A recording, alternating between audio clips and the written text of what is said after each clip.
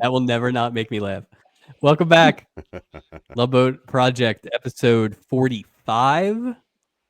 I am Mike Robertson, joined as always by Mike Taylor. Mike, how many subscriptions to dog magazines do you think you have? And are they all gigantic magazines? I have every subscription to dog magazine. Oh, yeah. I got a whole box of DIs, Dog Illustrated, Dog Monthly. Yeah. Sure. I'm all over. Nothing. What about Doggy Style? Nothing. Doggy Style. See, that's a different kind of magazine. That's where they get their hair cut. We will get into the periodicals on the boat this week, but it all pales in comparison to Scuttlebutt, the greatest magazine newspaper. And who was on that episode? That's right, he's back. Star of episode 16 from last season, our good friend, dog lover, cruise goer, parachuter? Man about town? No, not a parachuter. Not jumping out any planes. We saw a lot of stuff this week, and yet we saw no stuff this week. This was I would say, I mean, what are your initial thoughts on this fine episode of television that we watched this week? Okay, I will say that I don't want to get my episodes mixed up because I did watch two. So yeah, this episode was so good that the other two people on this show watched a different episode. Yeah. So I am a huge fan of Debbie Allen. You know, she Philly roots. Still watch on Grey's Anatomy, as you guys know. Yep. And that might have been every time she's in something, she has to dance. That's her thing, dance. Oh yeah, no she question. Smokes dancing all the time, and to see a young Debbie Allen was just fantastic. Because I don't know how many times I've seen that, like a young Debbie Allen like that, slim. Is she Felicia Rashad's sister? Are they sisters? Yes, they are. Yes. Okay. Yes. Yeah. Mm-hmm. And she was really one of the bright spots. It's funny. 2/3 of the storyline's acting was perfectly fine. The characters were fine. Debbie Allen was really good. Well, can't forget about the plot twist at the end. Love it. No. Oh, I got just underlined. We got to talk about this. Yeah. Anyway, we're getting way off track. Let's get organized here. We are here tonight to talk about season 2, episode 20 or 22, depending on if you count two-parters as 2 episodes. Original air date was February 24th, 1979. The titles: Love Me, Love My Dog, Poor Little Rich Girl. And this one was kind of a lame title, I thought. The Decision, which is the Debbie Allen storyline. But it wasn't even a decision. She didn't really give Isaac much of a chance. Was she left? There was no. She made the decision. Unanimous decision. But it's just. Do you think the joke? Do you think the joke might have made him lose her? We will get into it. We will get into it, but I will say they alluded to it so many times watching it the second time. I'm like, oh, yeah, geez. well, that's why. And so, I mean, I'll be curious because you just watched it the one time when we get into it. The difference between the first time I watched it, then seeing the ending, and then it was like watching Sixth Sense again. It was just like it felt completely different. Like you had the cheat code, so the whole thing was even weirder. Yeah. You know, he's skydiving and he, leave him on the boat. Right. Can we leave him on the boat? Like, well, yeah. The synopsis of this thing, Suzanne doesn't know if her boyfriend Alan loves her or her money. Let's see. Alicia, or Mason falls for Alicia, but her terrier doesn't like him. And Isaac falls for Selena, who is engaged to someone else. So pretty broad strokes there. No for the synopsis. They don't want to give away all this, they want to give away the gold. All the juicy details. That's right. There were definitely We'll some get there spoilers. somehow. Oof. There was some shock. I was flummoxed at the end of this episode. I will say that. So I felt I like it was a almost wanted to complete rewatch it. If I didn't have to Yeah, go get an MRI, I was going to rewatch it immediately. the Once I saw that rewatch is a lot different. I'll say that. So, yeah. The rewatch is way different, and then but it's still it's so light. Like there's Yeah. no Mhm. yeah, it yeah. was I will say this. This is the rare time where the rewatch probably put it up a couple points for me yeah. I agree. because I could appreciate what they were trying to do. The first viewing, I didn't see it at all. So No, I didn't we will either. explain all of this as we go. But what else was on Saturday, February 24th, 1979? Much like this episode, not a great slate this It's week. like post Valentine's Day. There's not, dead of winter. There's You nothing. say it's post Valentine's, but what about an episode of Chips titled Quarantine? Police Really? headquarters is quarantined after John and Ponch bring in a young hitchhiker who succumbs to a rare disease. And they're all stuck in the station with this guy. I guess. Is that what we're led to believe? Guest starring Tom Poston, Mickey O'Day himself. Oh, 9 o'clock. Was he the teenager? Was he the one teenager with the I terrible really hope disease? he was. 9 o'clock. BJ and the Bear. Was there a real episode this time? Did they mention it is a real the episode this time, chimpanzee? not preempted. Titled Shine On. This is interesting. BJ is kidnapped by 3 women, forced into hard labor, making moonshine, and this is so the women can pay their father's hospital bills. So, How did they know he knew how to make moonshine? What is he like? Quickly, I need fuel, a container, some copper, something like what? It's not a quick way Setup, to right? get rich. Yeah, like it's not a something. We'll just wrap this up in a television hour. Like this, It's an it just would operation. never work. it's all pretty a damning statement on 1979 health insurance, though. If you got to pay for it with kidnapping and moonshine, so I mean, but aren't there enough truck driving type subject? Isn't there enough subject matter just in the trucking world, or maybe there's some crossover in the Shine world? I don't know. Maybe you'll find some driving excellence on CBS. 9 to 11, Silent Victory, the Kitty O'Neill story. Who? Pack a lunch. Based on the true story of the life of Kitty O'Neill, a young girl who overcomes her deafness to become a one of the top stunt women in Hollywood and the holder of the land speed record for drivers.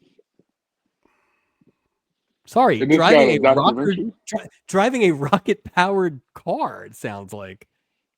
Okay, that's why it's the land speed record. Yeah. How about that? And they got a documentary? That's a real-life TV movie starring Stockard Channing from Grease. Well, they thought at first she just had like a really strong work ethic because they'd say cut and she would just keep going. She's like, damn, we need to make a movie about Kitty because she just is the hardest worker. And they didn't know till they were about to start filming. And she was like, no, I can't hear. Single tear. So yeah. Kind of thin this week, but yeah, probably check out the Kitty O'Neill story. Any sports on that day? Did you look that up? I didn't pull any. I actually didn't pull any sports. This would have been a good week to pull sports. I did see that there was some college basketball during the day, but this is kind of like we're past Super Bowl, kind of dead time. Yeah. Who's in this thing? Debbie Allen. We kind of talked about her already as Selena Moore.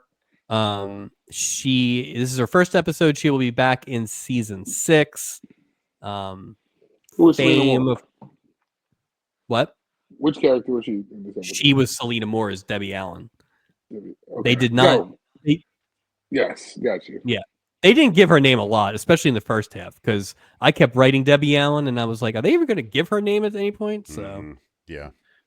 And plus, she's Debbie Allen, really. She's Debbie Allen. Fame, like Ameen said, big-time TV producer with Grey's Anatomy, Also, she was big involved in Different World, which I didn't realize. Yes, I don't think initially. Yes. And that's coming back. Is I it? remember she was on a Cosby Show a bunch, and she was. She's They're great. rebooting it back then. Yeah. She's just great. It was nice to see her. It was nice to see her in a good spot. Dennis Cole as Alan Harmon. You mean Dennis Kingsley, Mike?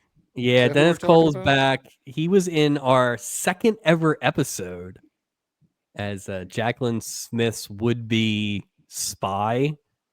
He has the very famous line in our show's history where he shows Jacqueline Smith the picture of his dead wife and says, "We were very close."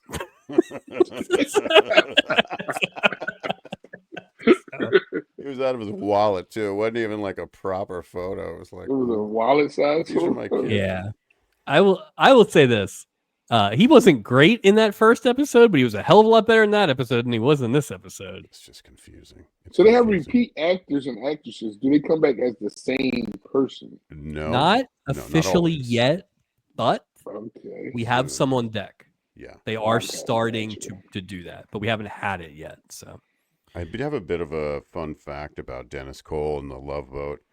So he's going to be he is on the boat a total of 3 times.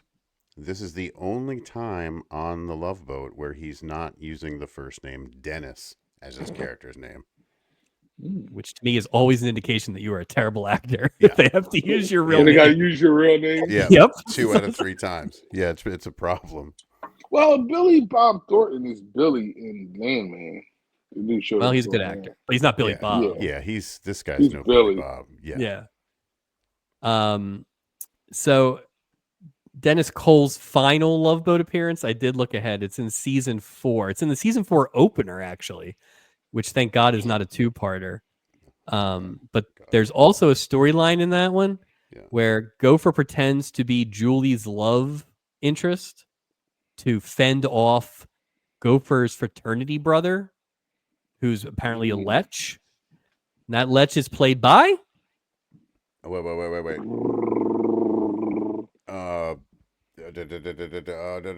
Don't know. Who's the one who always ruins shows? Jefferson Darcy. No, it's not him. Ted McGinley. No, not Ted McGinley. No, that'd be that Tom Hanks. Really?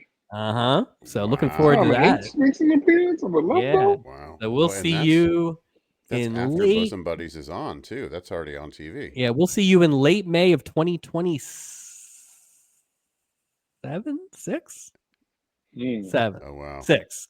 For that episode, it'll be a while. Yeah, that's not that bad. No, it's not that far off. Fanny Flagg is Elisa Finch. This is first of her 3 episodes. She's back for 6 and 9 seasons. She's another supporting actress in Grease. We've had a lot of supporting actresses and actors from Grease. We have not had any actual pink ladies or whatever the Grease guys were, but are they Thundercats? Is that what it was? Thundercats. No? I think it was the T-Birds, if I'm not mistaken. Okay. T-Birds. I like Thundercats. I am going to ask you both to ask Fanny Flagg's to guess Fanny Flagg's age, and I'm going to tell you right now on the show or today. In how old was she at the time of the recording of the show per IMDb? Now keep in mind, she's from the state of Alabama, so take that into consideration with the aging. Hold up, wait. We have a listener. Which one was she? I don't mean that. She's the one with the dog. Yeah, she went with the dog. With the Princess Diana haircut. Yeah, she was giving me like young Hillary Clinton. See, first of all, I'm going to say 40. He's 40. Okay. You got to think about Gene Rayburn too, because Gene Rayburn make him look younger. Yeah, so Gene Rayburn was, for context, Gene Rayburn was born in 1917, I think, or 1919. So he's very old. Mike, you got a guess on Fanny Flagg? Yeah, I would say. I'm just going to say 35 for argument's sake. So she's 34 according to IMDb. Nice. That is stunning to me. And I actually looked a couple different places to see if it was right. Not that she looked They play with old. the age, man. They try to like bridge that gap. I think it was the character she played made her seem old. Yes, very like much so. Spinster with the dog and the bag and the right. Marzin Jensen plays Suzanne Wells or Susanna Wells. I feel like I heard them say it both times, and frankly, I dislike the storyline so much I didn't look it up. She was in Battlestar Galactica. She sure was. First season. Oh, were you a fan? She's the rich girl? Was she the rich girl? She was the rich girl. Lieutenant Althea. Something. Yeah. Yeah, I was a Battlestar Galactica kid. So gotcha. So here's interesting. She did not appear in anything acting-wise after 1981. Yeah, because she watched this. She saw a repeat of this and she went, "Oh, let me try to find somebody on the old Galactica to bring me." Oh, it's canceled now. Now what? She was also the longtime love interest of musician Don Henley. She is stunning. Let's just say. I mean, she is stunning. Yes, she is stunning. Like especially for the time. Like she was the second highlight of the show. Like Barbie Benton, like that kind of like just striking. You know, Barbie Benton is 10 times better looking than she is, and better actor too. Susanna Wells is no Barbie Benton by any means. He said like Barbie Benton. I did say that whole storyline was so bad. I don't even know that I really thought of her as how she looked. It was just bad from jump. They should have Kernsed her. I wouldn't even mention her. If I was going to do a repeat, I would take her out of the portal. I think Captain was the best part of that storyline. We'll get into that. We'll get into that plan. The best looking person in this episode was Fiesta Night Julie McCoy, but we'll get there. Gene Rayburn is Mason Randolph. This is first of 3 appearances for him. He'll be back next season and also in season 5. Mike, he is another game show host. One of the bazillion game show hosts that we've had this season. He was best known for the Match Game. I have some bad news about Gene Rayburn. Oh, no. I don't know if you saw this. I don't know if you read this. He's maybe the worst actor I've ever seen in my life. He delivers his lines like a robot, right? As several examples. Do you have dinner plans? Yes. May I call for you at 7? He sounds like a speak and spell. That's what he sounds like. This whole he's not an actor. No, he is an actor. He is an actor. I looked him up. He started out as an actor, this guy. That was terrible. He's trying to I'm sorry if anybody in the Rayburn, if I'm offending anybody, but he's talking over these giant fake teeth. He can't act a lick. It was infuriating. It wasn't a lack of effort like our old friend Norman. This is just, I have no acting skills at all. Yeah, he didn't have any skills. And they gave him a lot. They gave him a lot to do, too. So much. It was only right to get cockblocked by the dog. If I never I'm taking a hair off of your jacket. Like, if I never see Gene Rayburn make out again, that won't be too soon. He was moaning. Yeah, I had that complaint about the whole dude was episode. So horned up. Oh, the kissing scene in this episode was horrible. I did have a thought about him. I was like, wow, he would be the worst if they had cast him as Batman instead of Adam West. Like how bad Batman would have been, and Batman with his high-waisted pants, high-waisted, giant fake teeth. Put down the knife, Joker. Speaking of the dog, we have our first animal in the portals. Cricket the dog. Cricket the dog. Cricket. This is the only credit that Cricket ever got. Cricket never worked again, so I don't know. I don't know if that big dog ate her at the end or what. Yeah, that dog ate, or run over by a taxi moments after. Moments after filming. It was the City of Angels ending. Poor Cricket. We were very excited. We didn't get a bark in the credits. They clearly freeze framed the dog. They wanted it. Yeah, but the dog turns its head, so we got what we wanted. But the dog was like, Munster cheese. I like Munster cheese, not Swiss cheese. Not Swiss cheese. I'm not barking for Swiss. Clearly says it in my rider. But yeah, it's a very short cast this week. We have some extra people that pop in, but that's the main cast. So, any notes before we get on the boat? Oh, yeah. Was Noah Keane listed? Is he the psychiatrist? He was psychiatrist, was the name of his character. Yeah. Was that the only scene he had, was that one at the bar? Yes. No, he had a second. He had a second Did he? scene. Yeah. When the other person comes over, they're sitting in a chair. I forget who comes over to him. Oh, like on the I know deck what chair? you're talking about. Yes, somebody else on the boat came over there and sat with him because that was his love interest. Who was it? I can't think about it. Because I'm wondering if it was a Kernsing to not. He was.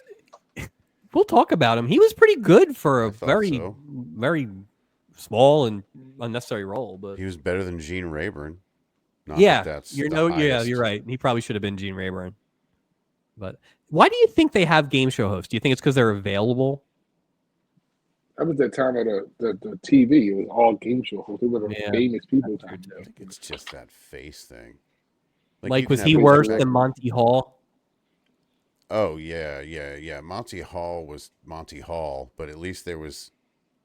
back to your thing about that, I think there was just FaceTime to get their faces out there. Because the marketing back then, it was a TV guide. It was just get their face on TV.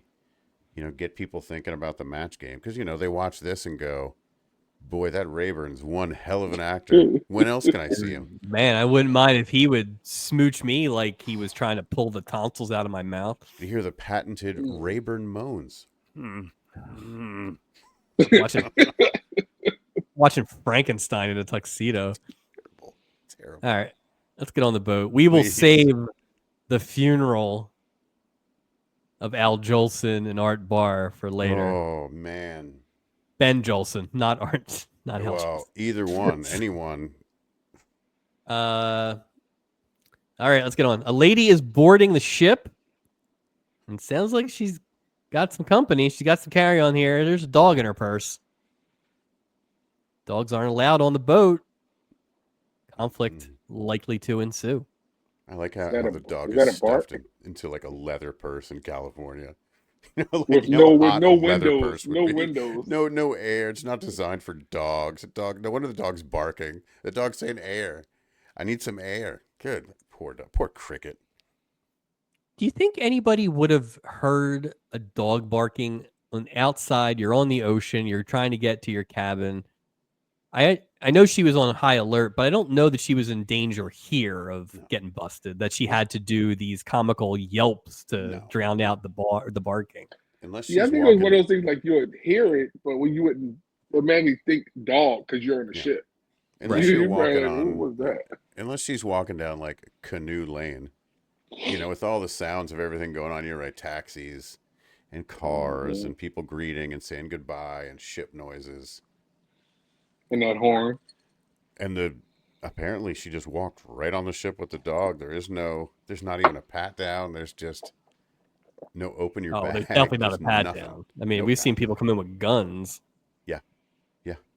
I mean, did you ever take an animal onto the boat? Yeah. Did you ever sneak a Yorkshire Terrier on? Other than myself, no. I shouldn't let you on either. So. I was the only animal I brought on the boat. Nice. Gopher and Doc are having some sort of lady passenger draft, I guess. And so, 2 for me and 1 for you. Yeah. Isaac doesn't seem as interested. Turns out he's on one this week. He has come to the realization that every time you love these women on the boat, and then they leave at the end of the trip. Mm-hmm. Got you. I just remembered who he was in that second scene with. The girl who ordered the green drink from the bar when creme de menthe. When Isaac was dancing with Debbie Allen. That girl, the girl who ordered that drink, that's Julie. That's who he was in that second scene with in the chairs. It was a random scene. She just went over there and sat with him. I'm like, I knew there was another girl in this episode that wasn't like really with anybody. Yeah, it was her. He got some camera time. Well, good. I'm glad he got a second. I'm glad he got a second. Good for you, Noah Keane. We'll get more fleshing of this later, but basically, Isaac's just not interested this week. He's not having it. Not even Debbie Allen, as she kind of zips through the lobby, can change his mind. Doc doesn't have problems like Isaac does because he's the heartbreaker, not the heartbreaky. Adam Breaker. Am I right? Yeah. I guess that's true. We've never really seen him. I guess Loretta Swit a little bit this season. Broke Doc's heart. But yeah, usually, but then he's just, next episode. He's on to the next one. Yeah, he's he's fine. He's fine. He's a Rolling Stone. Suzanne Wells boards the ship. Is greeted by Julie, who is very impressed by her fur coat. Can't believe Pete did it and hit her on the way up the ramp. Yeah, why do you have a paint smear on the back of your coat? She's the last person to successfully wear a mink coat in public. There was a fur coat place in New York, and they were doing that to people.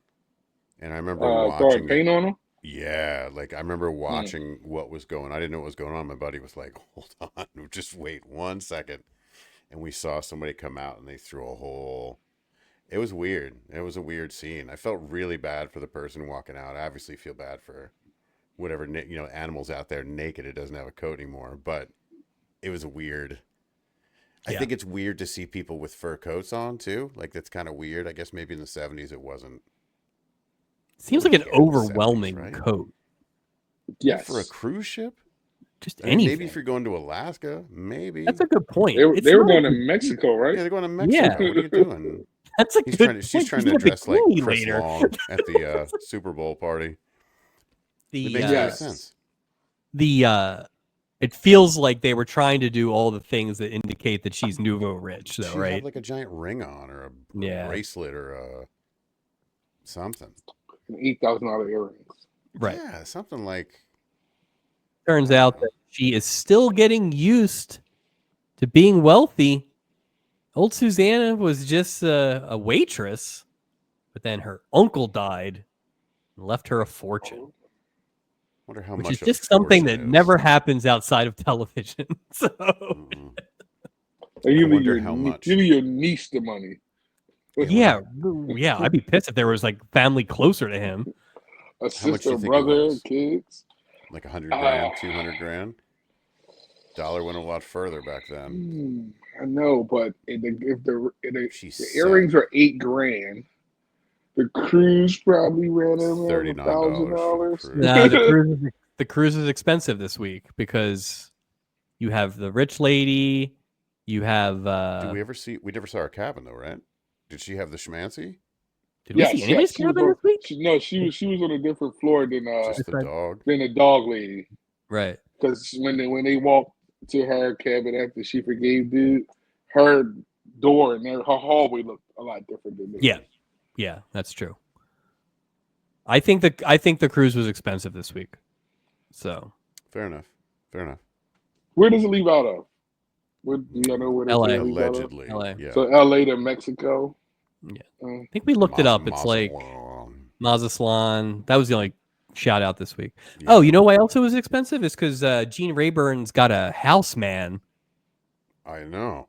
So he's very wealthy as well. When he said that, until the end of the episode, I thought he said a husband. Oh, I put on the closed caption. It is very hard to I was like, did he say husband? I'm like, what's going on here? And then the dude shows up. I didn't know where they were plugging him in at night on the cruise ship. Is it okay if I power down? No. We never saw his cabin though. No, he tried. He need one. Yeah, he tried to get her back. Why don't you come back to my house? Ugh. Fanny flag. Suzanne really talks a lot about money, which is a good indication that you are new with money, but she's learning. She's just a kid. Wouldn't it be the opposite, do you think? What do you mean? Like somebody who's new to a bunch of money, they probably wouldn't talk about it because it's like it's so much bigger. I don't know that she was but I don't know. the sharpest waitress in the diner, you know. So. Yeah. Oh, I bet you her and Dennis Cole are just both dumb as a box of rocks. Oh, yeah, she was definitely a Wednesday night waitress. She was definitely a Tuesday, Wednesday night waitress. She was right on she's Friday, not getting the weekend. Oh, she weekend brunch. She wasn't Friday, Saturday. She's a hostess on the weekends because that's just. Yeah, we have an open table over here. Yeah. You're getting a lot of those like knitting circles heading out. So well, it's funny because I don't think this storyline particularly works. But I think the only way it could possibly work is to have two characters who are just as equally clueless. Yeah. You know? They probably should have been more dumb. Yeah. I could go. Well, I mean, she tipped they the say cap, that. You know? They say that for the next episode. Ooh, they went dumb. Yeah, they did. I don't want to see because you both already watched next week already. Totally dumb. It's the dumbest thing. Steubing is greeted in the lobby by Alan Harmon. Steubing has no idea who this guy is, and he tries to pretend that he does before we find out that Alan is Steubing's mechanic. Maybe. What do you mean, maybe? Or it's the power of suggestion. You know, Steubing has no idea. I'm your mechanic. Oh yeah. Oh. We have for met... what car? He's married to the sea. His car is a ship. That car he almost ran over that kid with a couple of weeks ago. So. That's it. Wow. He put a big cow catcher on the front of it. We have met 0 of Gopher's relatives, but we have met 2 mechanics of people on the boat. Mechanics. So this guy is no R.D. D'Angelo, though. No. Not even in the same paragraph as that guy. Steubing's kind of rambling on to Alan, but Alan looks over Steubing's shoulder and he sees Susanna, and it turns out these guys know each other. Alan spots her and says, "That's the woman I'm gonna marry." Susanna, baby. I bet this is the last place you expected to see me. No, you're the last person I wanted to see, or some bullshit like that. Zinger. That was a zinger. Yeah. That was a zinger. Take that, dummy. Bazinga after that. Awful. Just awful delivery. Maybe that stuff flies in space, but it's not here. Yeah, keep that on the Galactica. All right. You better come with a little bit stronger down here. All right, we're back in the check-in line. Here's Mason Randolph. I'm gonna keep calling him Mason Rudolph, so I probably should just call him Gene Rayburn. But he's checking in, but he's a gentleman, and he sees Alicia behind him, waves her to the front, and here we get another hilarious dog barking. Gopher hears it. He calls her on it. Mm-hmm. And then Gene Rayburn kind of says it, but she's like, nah. And she just kind of bum rushes the door. Walks away. Just keeps on walking. That poor dog stuck in that hot ass leather bag.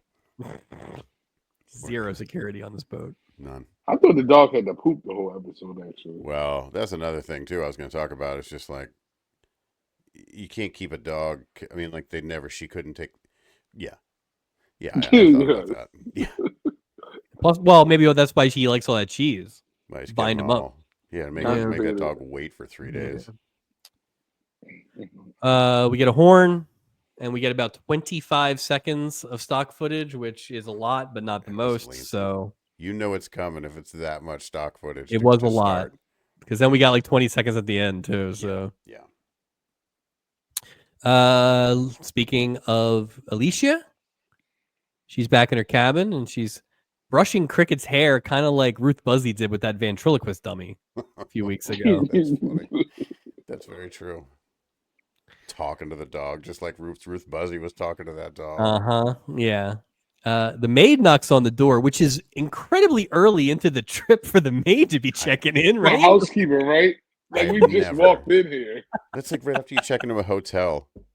Do you need anything? Her Like response to what? me, I don't even Yeah, know. you just, Like what do you you? just only shut the What are you door doing? behind I you. didn't even sit on the bed yet. Yeah.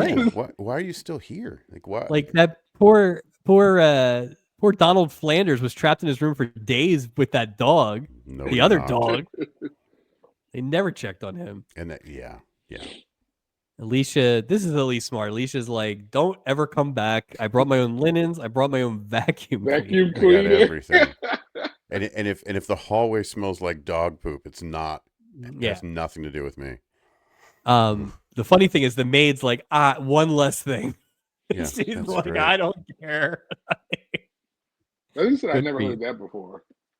Yeah. She Yeah. didn't even Good, take, good, like- good for her. Alicia Finch, she didn't even take out like a water bowl. Like there was no sort of, well, here, this. I'm gonna put him in this She said, I'll little bring you back dog some bed. more She put him in a damn newspaper. dog bed on the floor. Like where'd you get the dog bed? You got on the boat with, unless you Well, put she a dog packed bed it. in your suitcase. Yeah, It there's was obviously a foldable. luggage It was a ahead. foldable. Oh, It was that's a true. foldable. I didn't think Yeah, about they that. don't check it. I mean, You could put anything that in there. that part at least. The thing I couldn't understand is why is the dog not setting up shop in the bathroom? That's what I was going to say that. Just in case. Maybe because Yeah. the I was going echo. to say that. Yeah, but you're also further away. I mean, we know these doors are paper thin. And it's easier to clean up. Right. Yep. And she wasn't Weird. exactly in a hurry. The only time she was in a hurry is when she wanted to show the robot the dog. Other than that, she was The in no robot. hurry to get back to her cabin. Well, even when she wanted to do that, she skipped it and kept moving. Yeah. Yeah. I And don't dog think would be she was fine. that concerned about getting caught. I think she figured exactly what would have happened. Or Like she was secretly like, if they hates catch that me, what are they dog. gonna do? Shoot the dog, throw me overboard? Like it'll be fine. Like, That would be for a better episode. She heads out to soak up some rays and leaves the dog behind. Poor Cricket. Poor Cricket. Poor Cricket. Poor thirsty, hungry Cricket. Constipated. No kidding. Poor guy. Or girl. I gotta On hope that's a girl's name. we're on the Lido deck, and this is the aforementioned psychiatrist hanging out with Isaac, just bending his ear, just two guys talking shop, talking about love. Getting deep for an afternoon, like first drink at the bar, kind of. Yeah. Tell me about your entire philosophy on love. Like, Seriously. whoa, I just got here, man. The maid just knocked on my door. I just need a minute. Good Lord. It's drink o'clock. The Yeah, maid it's just came. getting Like, deep. Like I'll be here for like 4 days. Slow down. this guy is wearing sunglasses. Thank A lot of you. sunglasses in this episode. So, Finally. 79 was a think- big year. yep, 79. I think we finally invented sunglasses. Mm-hmm. As Isaac is kind of waxing about his whole philosophy this week, including a list of women that he has hooked up with on this boat. And he does mention a PhD student Mm-hmm. and a rock star. And we have seen both of those. I mean, you were on for the PhD student. Yes. And the rock star. And I we love said that. I love that they do that. Like that's just kind of like links. thing. I like that. I Yeah. like that. Yep. Yeah, the third name that they said was a TV star. We have not seen that yet, so maybe that's coming. Yeah, I was wondering that too. I didn't. Well, the fact that he said that he hooked up with them already, we would think that it happened prior to this ship ride. I would We've think so. seen But I some- hate that we didn't see all of them. We've seen some order, the episode order issues where there's some inconsistencies. Plus, the only So maybe TV that's star it. I think we've seen on this boat was that guy who hooked up with his own sister. Oh wow! Gary They were Collins. they were adopted. They didn't know. Yeah, So, they didn't know. Oh wow! Yeah. I gained a Interesting. brother and a what? yeah, that was weird. The That, heck? But that made the front page of Scuttlebutt. yeah. That's when the Love Boat sailed the mighty Tennessee River. You know, the storylines changed. Thing is, though, that wasn't even the weirdest part of that episode. Nope. So, Oh wow! Not a good one. they got kidnapped on an island. That's right. When I was going through the episode, I did see them outside in the woods. Yeah. something looked like. Yeah, it a was tree terrible. fell on Gopher. Yeah. A Season shotgun premiere was full of rough. sand. Oh yeah, it was. You know. All right. So while this conversation is going on, Debbie Allen shows up, bellies up to the bar, orders a big old glass of water. And Isaac kind of continues on about his his storyline this week, saying that at the end of every cruise, his romances go bye bye love, and then he sings it for like a while. More time wasting there. It's interesting to see. But that charmed Debbie Allen. Yeah. She asks if it's cool to hang out and stay.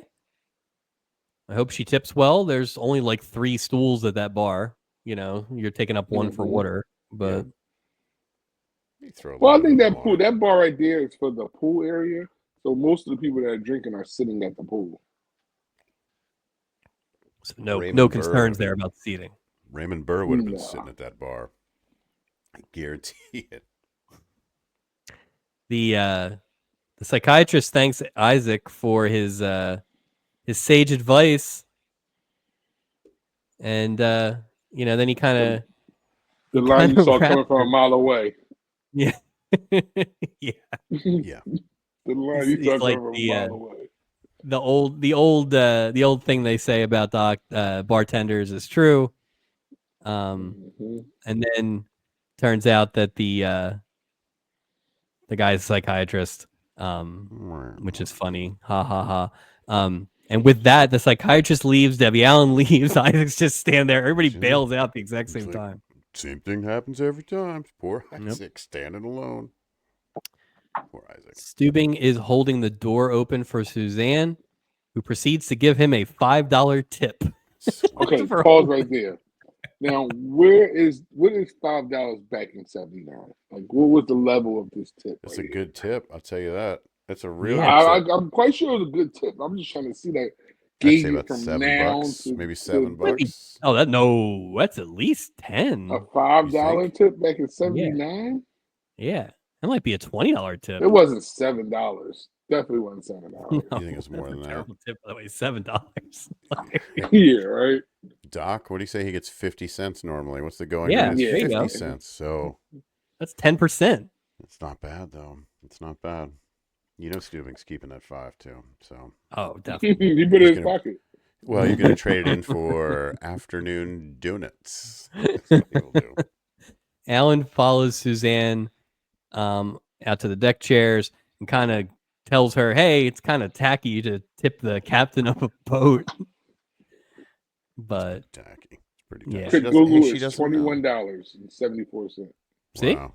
There you go. That's a good tip. $21.74. Just holding the door. Yeah, she was balling.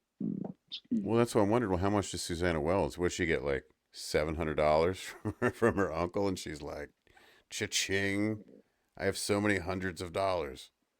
I can live on this forever." Because the earrings were $8,000. I keep going back to that, so it has to be more than 20 grand, 30, 40 grand. Yeah, that's true.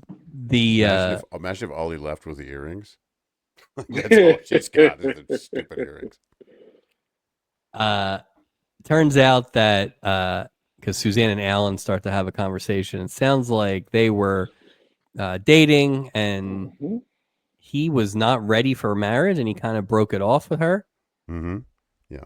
But now he wants to reconcile because she's rich. She's a hundredaire. Yeah. Poor Alan. Alan's really either not subtle, or he's very dumb, or it's some combination of the two, but he constantly is putting his foot in his mouth about money. Well, that's the whole thing. It's like he's so dumb. It's like you don't know if he's that dumb or if he's just full of shit. Or is he clever? Hard to know. Yeah, like, are you just clever and is this super quote unquote devious? Is that what's going on, but you don't mean to? Yeah, it was a weird, because she was kind of the same way. Yeah. Where it was like, did she really mean this, or is she just completely clueless? Alan says he's grown, and so has your bank account. And with that, Suzanne calls him simple and leaves. And I just have a note that I hate this storyline already. Yeah, it was bad. It was dumb. You knew where it was going already. Like, it was just right. 1,000%.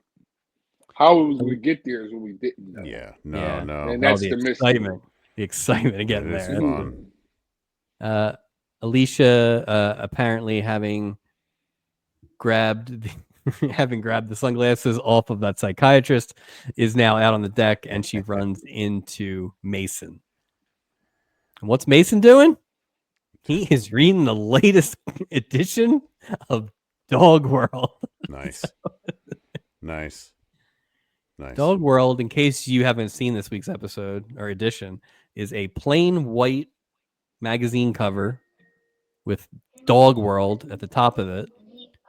No pictures, no other things, and most importantly, nothing below Dog World, because Gene Rayburn holds on to the magazine like he's holding on to a basket of bread. Like he just like holds He's it. hiding like nude pictures of border collies. That's what dogs. That's what it is.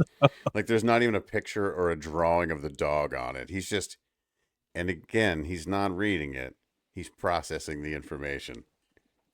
So he's a robot. I'm going back to the robot thing, but I'm not going to talk like a robot again because it's too much. That storyline kind of interests me at first because I thought he was just running game on her. Like he really wasn't a dog guy, but he knew she was a dog lady. So that's what he was using to get in there, especially the fact that the dog hated him. So to the end, I didn't think he was a dog guy the whole time. Oh, So, I love to pet dogs. Yes. So there's a question. I think Alicia asks it. Do you have a dog? You asked that question of the guy with the gigantic dog magazine. Yeah, no, she might have thought he was running game like I did. What kind of dog do you have? Oh, I see you're a dog. You're like, yeah, I don't. Yeah. Do you have a dog? It'd be funny if he was like, I am more of a cat person. Yeah. What? Do you think you can get Dog World like when they used to give out subscriptions? Like they would go around to your door and like knock on the door. So you can get that in like Toy Fair. You can get Dog World out of Publishers Clearinghouse. Yeah, absolutely.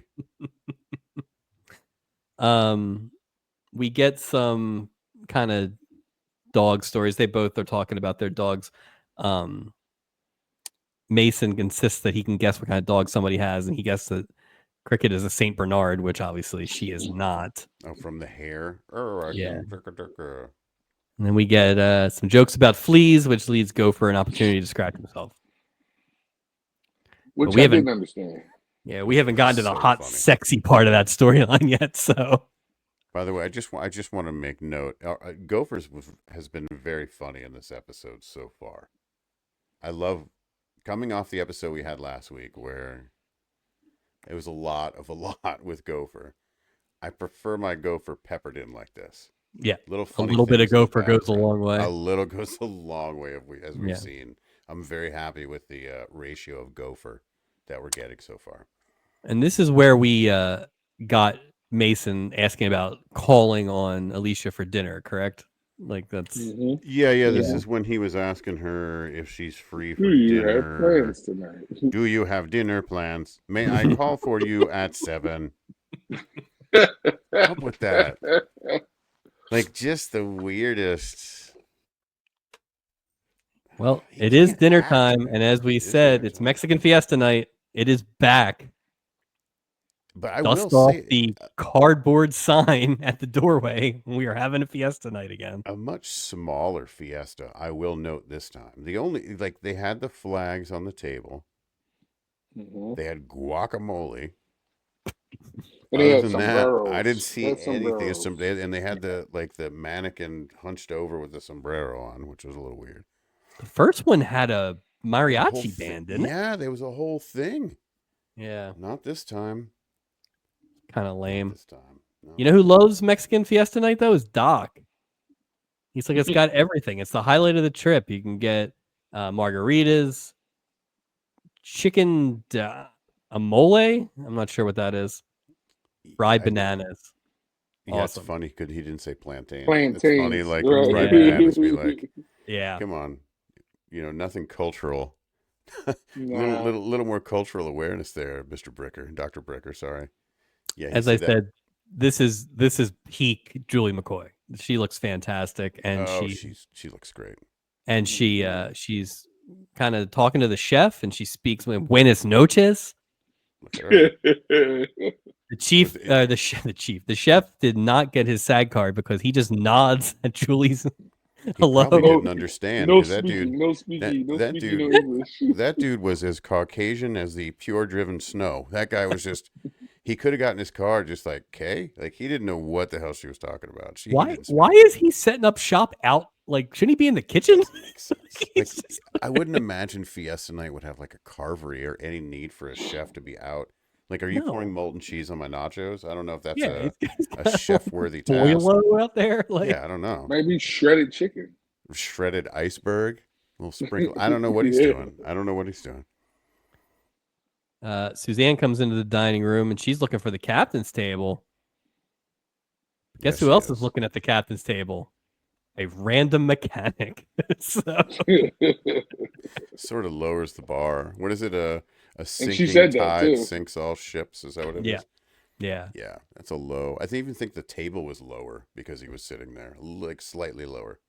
This is our 4th week in a row, I think, with the captain's table. So this is the longest streak we've had in a very long time. But it is getting popular dinner on a cruise. Yeah. But they don't even show the people on this side of the table. They got their backs to the camera. Yeah, there's too much camera equipment. A couple weeks ago, we had people on both sides of the table. There was a German guy and a dude with one arm. There was all sorts of stuff happening. All crazy they had their SAG cards. They certainly those did. people didn't. They certainly did. So yeah, Suzanne is a little disappointed to see old Alan at the table, and this is where he notices her $8,000 diamond earrings. And she's like, "Do you want to see the receipt?" Which is pretty gauche, Suzanne. Mm-hmm. Yeah. And this is where Alan says, "You had a lot more class when you were a waitress." Nice. I'll tell you, for being dumb as a box of rocks, I thought that was a great line. It was a good zinger. That was a good zinger. Bam. You know who's eating this up with a spoon is Stubing. He loves this messy bitch. He just loves. He loves gossip. I think that at that point is when he came up with his plan. You know when that boat stops off at Mazatlan, he tells somebody, he's like, "Go get me every copy of the Inquirer you can find." He reads Weekly World News, Star. He loves all the juicy gossip. So, Mike, I went back multiple times and tried to determine what was in that glass. I think it was water, but it could have been white wine, but it also could have been red wine. It was hard because of but I am on it. See. I am watching what he drinks. I mean, a few weeks ago, he had a whole scene where he hasn't had a drink in 10 years, which we absolutely know is not true. It's not true at all. Like recovering out because he almost killed children with his car. And this is the mechanic. The car. He probably gave this guy cash. He's like, "Can you get the blood stains off my bumper?" And Alan's like, "Yeah, sure." I'll get you a seat at the captain's table. You can change this rear wheel. I'll arrange for Susanna Wells. I'll arrange for Susanna Wells to be on the boat too. This whole thing, #Devious, huh? Mm-hmm. Meanwhile, another big addition since you were on last. I mean, the Pirates Cove. Yeah, saw that. Where the bartender's dressed like, owls, apparently. Debbie Allen rolls in. It was pretty empty, too. Yeah, it was very empty. Nobody in a Pirates Cove. Nope. Isaac's like, "Can I get another water?" And she's like, "Nope, scotch." No, well, wait. She said something stronger. And he said, "Orange juice?" Yeah. Then she said, "Yeah, he scotch." Did. She's like, "I'll take scotch on the rocks." Hold the orange juice. Yes. So she is clearly flirting with Isaac, or at least like kicking the tires on him, right? But then Isaac's like, "Sorry, I have to go set up the Acapulco lounge. Your replacement guy will be here in 5 minutes." Yeah, your relief bartender. She was like, "I said scotch on the rocks. Did you not like what? I'm drinking a trash can full of scotch right now. Like what? What do you think? Somebody else can't set up the Acapulco lounge? They could. Or somebody else can't work. Or somebody else can't work this one person bar. Well, did you see what happened last time he left the bar unattended? They couldn't make any drinks. That's true. Stupid. But that was a doctor trying to make drinks. Yeah, the doc in the idiot ball. So Debbie Allen is very upset that he's going to leave, and so Isaac's like, "Nah, I guess I'll hang around," which means there are just lines of people suffering from dehydration and sobriety in the Acapulco lounge. Acapulco bar. You can't get anything to drink. Where's my pina colada?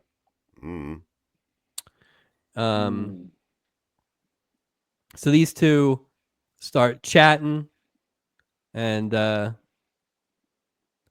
Isaac is starting to fall into the trap. Here it is. Doesn't take much. He's so glad He's still fighting it though. He's still fighting it, but he's hanging on. But he's yeah.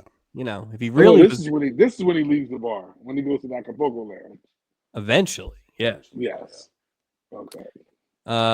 Mason and Alicia are talking about their respective dogs at dinner because, of course, they are.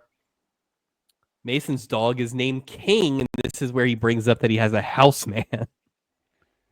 But he misses his dog. He normally eats at 5 p.m. every day. I had a little sirloin steak. I did think it was a good line. I did think it was a good line where he was like, "It's not fair. They let kids on the boat." That's funny. It was not dogs. Yeah. Alicia can sense that Mason misses his dog terribly. And so she's like, "Come on back to my room. I'll make you feel better." And somehow Mason takes this the wrong way. He's like, "Oh." He took it the way anybody would have took it, the way she was talking. Yeah. I just want to make you feel better. Yep. Right. He's like, things do move fast on the boat. So the reputation of the Love Boat, I think probably from Scuttlebutt, has gotten out there in this last year. So yeah, mostly with the crew. Yeah. If I'm somewhere, like when I go on a trip, right? Do I miss my dog? Absolutely. No. But if someone goes, I know what you need, and goes, look, here's my dog. It's not like that's going to make me miss my dog any less. Like I don't want to. I don't care. Like, what are you talking about? Yeah, but it's a contraband dog. Does that make any difference? No. Because then it just brings up more questions. Where's this dog pooping? Where are you feeding him? How's he sleeping? Where's the pee? Like, what are you doing? Like, how are you doing this? I will say, I have been out with you when someone else brought a dog and you basically knocked over all the wives to play with this dog. Yeah. Ignored the fact that this guy was up to... That guy was up to no good. No dog good. Lover. So knew this my weakness was dog, so it's just... Yeah. Oh, there was a stretch, especially before you got a dog, where any dog walking down the street, Mike would just be jumping over cars to get to it. So... We'd be walking we were walking somewhere, Mike and I would go, Shih Tzu, Beagle. Like I'd name it all. Calling out the dogs, and Mike would go, "All right, are we gonna do this the whole way, or are we gonna like walking up Broad Street? It's gonna be like 40 dogs." Like, mind you, Mike didn't see any of them. Exactly. But the important thing is, I also didn't care. Yeah, so I was like, "All right, I'm good. I'm good. It's out of my system." Yeah. All right. We go to commercial with a horny Gene Rayburn, which is a sentence no one should ever say. Yes. Back in the Pirates Cove. And this is kind of where we get into it now with Isaac and Debbie Allen. Yeah. Turns out that Debbie is with a guy named Jimmy. Jimmy wants to get married next month, which, having planned a wedding, a month is quick, man. You're not going to get the good stuff in a month. Come on, Jimmy. Or is she just saying he wants to get married in a month because they've been engaged this whole time and they're supposed to get married next month? Like, I wonder if she's sort of phrasing it like that. Because I thought what she was saying was being purposely coy. Yeah. Jimmy is a good guy who, like no complaints, she says. So Isaac doesn't understand what her problem is. What's the problem? Apparently he wasn't a stand-up guy. But yeah. What do you think, that you'll make a commitment and then he'll walk away? Debbie Allen kind of has a jump scare. Yeah. Whoa. So let's do this here because we won't be able to really. That was the first clue. Yep. So, I mean, you're the best one to ask because you only watched it once. So, did you catch that as something before we got to what I will tell as the ending? I caught it on the fall joke when they were saying, "Oh, he's okay, but he'll never walk again." Yeah. So then she ran out. That's my question. Yeah. So the end of the episode, it turns out that Jimmy, who comes to pick Debbie Allen up at the end, is in a wheelchair. They don't really do much with it. He just is in a wheelchair by himself. And it's they don't really indicate what it is, but it seems like it's permanent. They're very happy. They are in love. The first time I watched it and I saw that ending, my brain was just like, "What? Because I didn't catch any of these things." But then you go back the second time and it's very obvious what they're doing, but I don't know if they did it. People aren't watching The Love Boat twice in 1979, right? So did they do a good enough job of highlighting it, or is it good that it's subtle? So when I said when he fell and he said he was never walking and she ran out, that's when I got clued in on it. But thinking back now, it was that one. It was the one when after they danced, he was like, "Oh, he doesn't take you out dancing." She said, "Not anymore." Yep. And it's like it was those little ones. Like thinking back, you're like, "Oh, they were talking about it the whole episode." Well, and the big one, when we get to it, the parachuting thing, they used to skydive. And that almost made me think that that's what happened. Yeah, I was kind of the same thing. Got you. Yeah. But what I was mad about was that they kept calling it parachuting. That was not called parachute. Yes, exactly, Tom. Yeah. I was like, wait, why do they keep saying parachuting? Yeah. I think that the misstep here was that they should have shown him with her dropping her off at the ship, right? So that she knows, and then wink, wink, we know. So those comments that Isaac's making, not knowing, you would be keyed in without having to watch it twice. Because like you're saying, where they want you to go, they want you to go back after this, and they go, you know what? We're not even going to put anything on ABC for the next 20 minutes. But we want you to sit and think about that episode.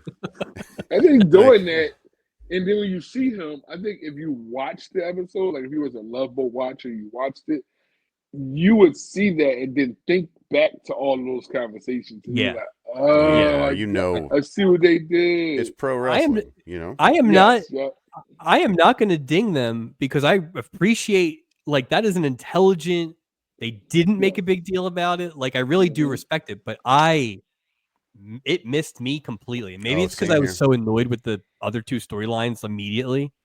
But yeah, watching it the second time, it is obvious. Mike, it is so much more obvious than that old guy and the daughter thing.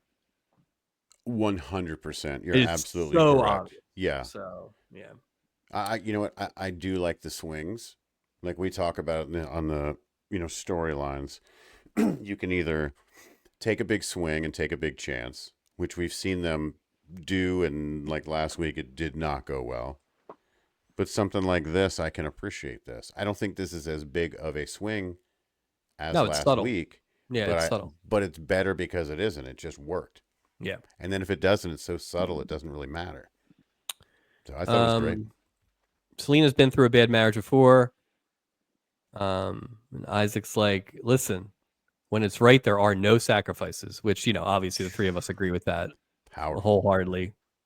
No problems there. I put that on my email signature. Powerful stuff. Debbie Allen calls Isaac beautiful. Isaac's biting his lip. I feel like he's never going to learn. He's never going to learn. Ugh. All right, here we start. There's a lot of jumping back and forth in this episode. I know. Didn't love it last night when I was doing the notes. Back at Alicia's cabin, Mason is getting cold feet because he thinks he's going to go have sex, and so he goes and asks if they can go have a drink or dance or something. Alicia is finally like, okay, I guess, and she puts her key back in the bag and they walk out. So Mason went from cold feet to horny within an hour. Yeah, he just needed to do a little dance. Like he went from like cold feet, got to get a little jig on, maybe get a couple drinks in him, to like chasing a dog down the hallway, jumping in pools, and then trying to. Like he went from cold feet to horny within an hour. Yeah, he's a slow starter. He had to warm up. Slow starter, 100%. He's like Greg the Hammer Valentine. He's got to go 15 minutes. That's before right. He had to rev that old engine up. Yeah, got to break a sweat. Stubing is making his rounds at the Fiesta. He's taking a real scenic walk, which again, Mike, to your point, a little bit of a time kill here. Oh, and he's just firing off 2-finger salutes. Hey, yeah. Hey, how's your tap on the shoulder? Hey, how's your picante sauce? Boom. Viva la. It's just terrible. Time killing. Somehow he manages to spot Alan, who's glum, because Alan is doing the most comical, like. So he sees the crazy moping overacting was amazing. At the center of the room. It's the showcase table. Middle table. You know what, though? Here's the thing. They were dating before it didn't work. This guy, come on. You were fine when you came on this cruise. You were fine. You know, you weren't here to meet her. You were here to meet some ladies. Because you're Alan frickin' Harmon, all right? Well, pick your chin up off the floor, Alan. Here's the thing. Come on. Here's the thing. You know, it's the thing where you break up with somebody, then you run into them, and they've they have a glow up, and they're doing great and all that. Or now she's a rich person. Right. That's what if you break up with them and now they're rich? Yeah, no glow up, just money. Yeah. Yeah, I get it. I mean, he doesn't do a great job of kind of doing it subtly or calmly or nicely or smoothly or like the meathead approach would be, I'm gonna go find some other girl and like make out with her in front of, you know, I'm gonna make her jealous. And I thought that was gonna happen that way. I thought that was gonna happen. I thought that's what Stubing told him to do. Devious. Alan admits he's been sticking his foot in his mouth a bunch about the money. So dumb. And she thinks that he's just interested in that cash. Meanwhile, Suzanne's kind of having the same conversation with Julie about how, you know, would he love me for the money, and maybe I should get rid of the money. And Julie's basically trying to get that money off of her. Give me all your damn money for real. Yeah. But we're getting both sides of this conversation, which is great because I needed both sides of this conversation. Yeah, we needed more. Yeah. Luckily, Stubing has a plan. Not just a plan, Mike. A devious plan. Yeah, maybe you should get a little devious. Is an odd thing for an honorable captain to say to his mechanic, but we've seen a lot of stuff today. Let's get a little. That's what he said. Devious. Let's get a little devious. Yeah, he said devious. He even might have said, "Let's get a lot devious" afterwards. Like he stepped it up. That's a word that I don't know if I've heard said in maybe 10+ years outside of watching this episode. Yeah. Yeah, it's almost like he's on like tying her to a railroad track or something. Like, and looking right at the camera when he says it. It says the word devious. Let's get. We'll get into the plan, but I don't know if it was devious or a plan. So. This is the dumbest plan. It didn't make any sense. I don't know that it is a plan. I think it was all acting on Stubing's part. He could have done nothing, and the same end result would have happened. Yeah, exactly. And Julie made it sound like it was the greatest scheme of all time. Just do. Give him a minute. We were prepare my Oscar. Like, come on. Yeah. Alicia and Mason are dancing. Selena is dancing by herself. Doc and Gopher show up and see that Alicia is dancing by herself, so they tell Isaac to go see what's going on. But Isaac's got to work. He just opened that damn lounge. He's probably already late. He had to get changed, which sucks, by the way. You have to get changed in the middle of this whole thing. Yeah, because you're like, he had the scar. He showed up like he's dressed for the Pirates Go and be like, whoa, what is this? What are you doing? You look like an owl. Come on, get dressed. Yeah, but it's not like he can leave. I mean, who's gonna make the drinks for Isaac if he walks away? Exactly. Who could possibly take over for Isaac, the bartender? Well, it turns out it could be the assistant purser and the doctor. Doc and Gopher offer to fill in. We get another Latin hustle reference from Gopher. So funny, just throwing napkins at people. Yeah, Bev nap for you. It's great. So these two idiots are now watching the bar while Isaac goes to ask Debbie Allen if they want to dance. And like you said earlier, I mean, you're not going to have Debbie Allen in an episode and not have her dance. This was probably, and I don't know that I'm a qualified judge, this is probably the best dancing we've seen all year. Like, they were dancing to like Hispanic. It wasn't like disco. Thank God it wasn't disco. But they like danced to disco. Exactly. They danced to disco, but it was Fiesta night. But it was, but it was just like every other dancing we've seen has either been dated or like when the guy from Dance Fever was on and he was just kind of like What about the dance instructor from a couple guy from a couple weeks Joey ago? Yeah, Joey did. Yeah, we've seen a lot of dancing. There will not be a best dance category at the Stubbies. We've seen enough. There's too much dancing. Enough of the dance. Yeah, that was a runaway with Debbie Allen. Yeah, I think so too. Yeah, I agree. Meanwhile, Suzanne says she's going to apologize to Alan, but Steubing cuts her off because he's got a plan. This is the devious plan. It's so dumb. It's the most blatant case of fortune hunting I've ever seen across my years of the 7 He started talking like he was in pirate cool. He started talking like he was in the pirate cool. He's talking like he was like, all these scallywags out here Polo or something. Yeah, treasure. Blackbeard, Redbeard, come on. Yeah. Oh God. So the scheme apparently also involves a quickie wedding in Mazatlan. Julie says she wishes there was something that she could do, and Steubing says you can remember me at Oscar time. He is so friggin' proud of himself. Yeah. Yes. He's like, take that, Star Magazine. Pat her in the back. I can make a difference. What time is it? He doesn't want. But he wasn't done. He wasn't done. No, he wasn't. No, he wasn't done. He's such a little devil this episode. Here we go. Now we're just in the wheel. Back at Alicia's cabin. Mason is down to pound now. Mason's eyes completely naked at this point. He's got his eyes. No, not yet. Yeah, we see way more Rayburn skin than I needed to in this episode. So he does the old close your eyes. And of course gets a face full of cricket instead of a face full of fanny flag. So I gotta tell you, anytime someone says close your eyes, I'm peeking 100% of the time. I promise you. I don't care what. I don't care. Like, so like if somebody's like gonna harm me, I'll see it. Or if it's something awesome, I'll see it a second ahead of time. No, I have no problem with either one.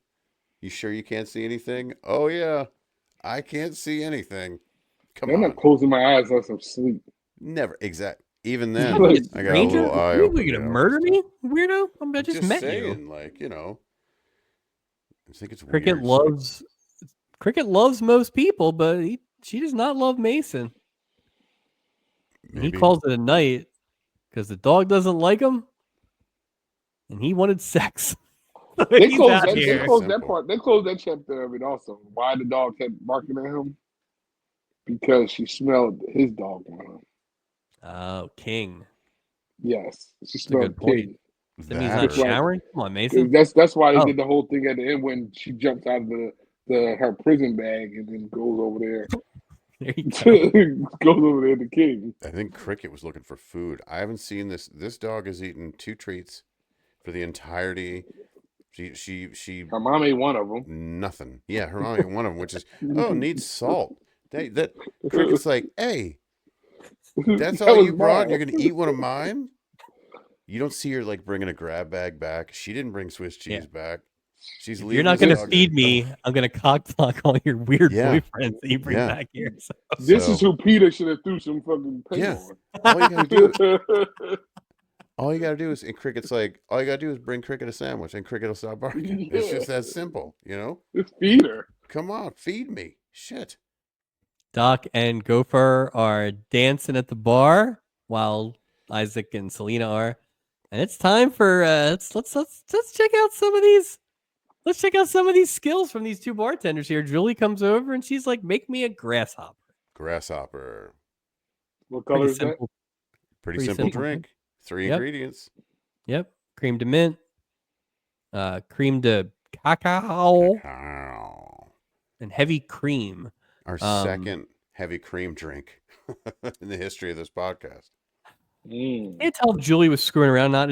I guess it's a good drink if you're working, like a minty kind of drink, but.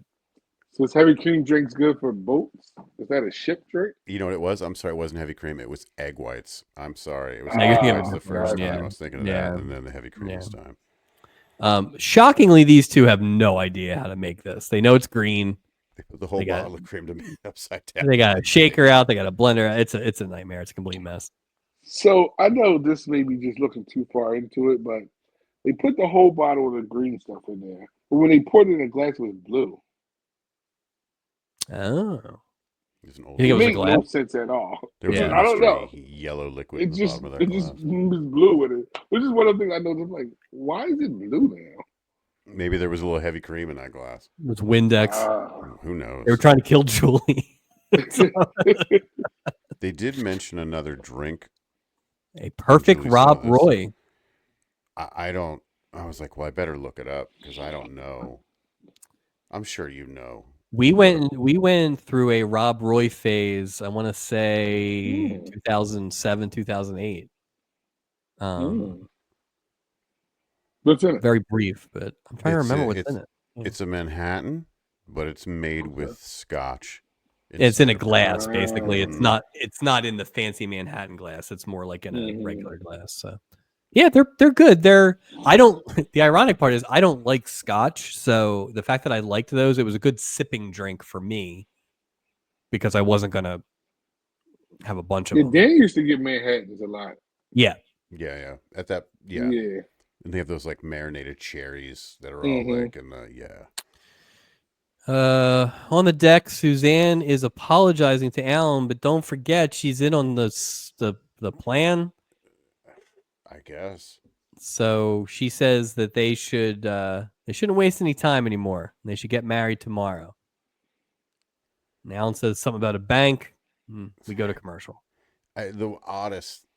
What? That would be good for my bank. I mean, that'd be good for me. Yeah. I gotta say, this is the probably as most like checked out on a storyline as I've been. There's nothing in a while. It's so you think that storyline? They melded it on that one because they had the James is in the wheelchair one in their back pocket. That was it. They didn't get in the episode with that one. So they thing is, though, the ace of spades in their back pocket. That's without really thinking about it, there wasn't a lot of crossover in this episode, which always makes me think they didn't even know that they had these storylines in the same show, kind of thing, you know. So I think if it was something where they thought about it, maybe, have it heavy, have it light, but yeah, they could have used that psychiatrist as a bridge. So do they usually? Because that is true. Now I think about it, it wasn't much crossover between the three different storylines. But is that usually a thing? Like it's usually some type of crossover. They're not even in the same scenes. It depends. Sometimes you get two. RJ from Oakland and the kid. There was one there. Like sometimes you get two. On occasions you'll get three. Mike actually discovered this a while ago. Is sometimes they'll have one director for the whole episode, and that seems to really make the difference. Whereas some of them are like director for each storyline. And a different writer for each storyline. Yeah, because it makes it better. I think if it's in the context of the same cruise, and it's the same crew, unless every story involved a different portion of the crew, like you could spread it out physically. But since it's all, you know what I mean? I think they should because it just helps the overall continuity. Also, don't name somebody psychiatrist. That's all. Yeah, because Steubing was the only one in the crew. Him and what's the girl's name? Julie. They were the only two in the storyline with the rich girl, poor little rich girl. Yep. And Isaac, Doc, and Gopher were the ones in the storyline with Debbie Allen. Yeah. And the dog when they were on their own. The dog when it was just them two. Comments. Yeah, until they ran around. Yeah. Until the flea thing, Gopher was in the background of that. But nobody really was in there for Next morning, Isaac's serving drinks on the deck. Selena shows up, thanks him for all the dancing. Doc and Gopher see this, and they congratulate themselves on their matchmaking. Decide they can open up a dating bureau. There you go. Mason runs into Alicia on the deck. She is reading poetry. Browning. No, usually I freckle. Hey-o. Maxwell seems pretty pissed about the dog still. And turns out that Cricket's favorite treat is Swiss cheese. And so when Alicia goes back to feed the dog, imagine that, or at least she said she was going to, Mason grabs Julie and asks if she can get him some Swiss cheese, which I guess is just something you can do. You can just, is that true? I mean, you can just sit there and order somebody to get you. Yes. Okay. If you're on a Lido deck, yes. Poolside. Because usually the Lido deck is the same level as all of the restaurants. Gotcha. So all I guess the food it's is like those around all the same inclusives. Like I was sitting at the pool and somebody came over. And yeah. So well, every cruise is all inclusive food. Yeah. Food Gotcha. and food and juice. Food and rye bread. So you can get like apple juice, orange juice, and cranberry juice, and then all you can eat food. But you gotta like pay for sodas and alcohol and drink service. Alan finds Suzanne lying at the poolside in a bikini, which is certainly not what you should be wearing on the day of your wedding. No, I thought I had something else to do. Yeah, I thought it was something else I was supposed to be doing today. Yeah, she's like, yeah, I'm not getting married. Tricked you. Tricked on you. Tricked you, you dummy. Yeah, what a scheme. What a scheme. The long and short of this then is that Alan's like, yeah, I was after your money. I'm a scumbag, but at least you know I'm a scumbag, as opposed to these other guys who you aren't sure are scumbags. So be with me. And that was enlightening. That was enlightening to her. Enlightening. Like, yeah, don't hold out for somebody with morals or someone's my favorite stewing part. Go ahead.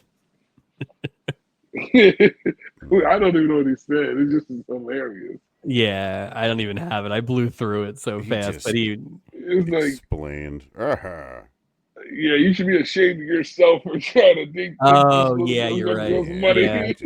No, you're right. And then he walks off. Yeah, you're right. You're right. He's like, don't you? Come on, dude. You know what I mean? Like, you have literally nothing better. He's getting a free tire rotation out of this. He's just being a shit stir with this whole. It just. Yeah.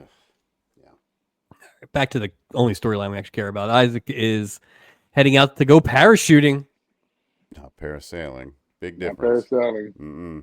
Sorry, it said parachuting. Sorry. Yeah. They keep stock videoing us with parasailing. Yeah. He asks Selena if she'd like to come along, and we didn't pay for that stock footage for no reason, so she says yes. Somebody's coming. He actually said, "I'm going to go hang on the clouds." Yes, yeah. So he's got like 6 different events he's doing. Yeah. He's doing the Sky Olympics. Like, we don't. And his headbeats are like, we don't have the budget for that. We're just gonna do. We don't have the cash to get that. This is where we already talked about it. This is where she mentions that she used to go skydiving and then kind of quiets up.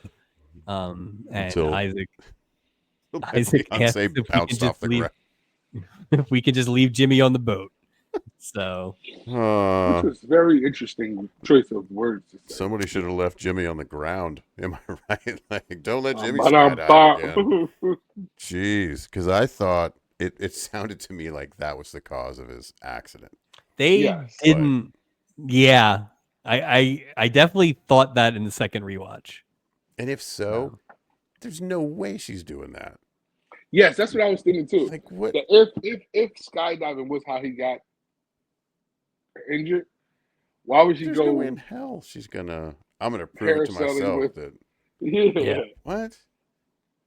She's a little crazy. I'm gonna be honest with you. Selena Moore is a little nuts.